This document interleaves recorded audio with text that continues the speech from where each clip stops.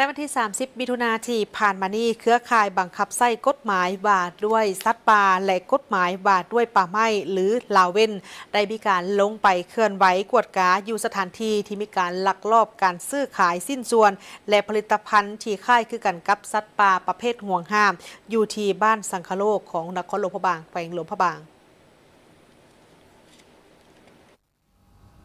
ผ่านการลงกฎการตัวจริงเจ้าหน้าที่ได้พบเห็นการลักลอบค้าขายสิ้นส่วนและผลิตภัณฑ์ที่คล้ายคือสัตว์ป่าประเภทห่วงห้ามอยู่ที่บ้านสังคโลกนครหลวงพระบางแขวงหลวงพระบางของกลางที่กวดพบและได้กวดยึดไว้ในเบื้องต้นประกอบมีสิ้นส่วนผลิตภัณฑ์คล้ายคือกันกับนอแฮดจำนวน486สิ้นส่วนน้ำหนัก 11.770 กิโลกรัม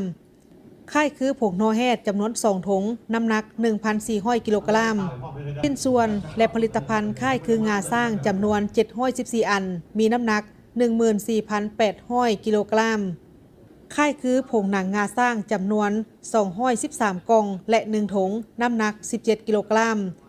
สิ้นส่วนค่ายคือเกตลินจำนวน3แก๊สน้ำหนัก 39,870 กิโลกรัมค่ายคือผงเกตลินจำนวน17ถุงและ88กล่องน้ำหนัก 2.91 กิโลกรัมค่ายคือบีหมีจำนวน77อันน้ำหนัก 1148 กิโลกรัมสิ้นส่วนค่ายคือดูกสัตว์ป่าจำนวน4ถุงและ3อันน้ำหนัก 1912 กิโลกรัม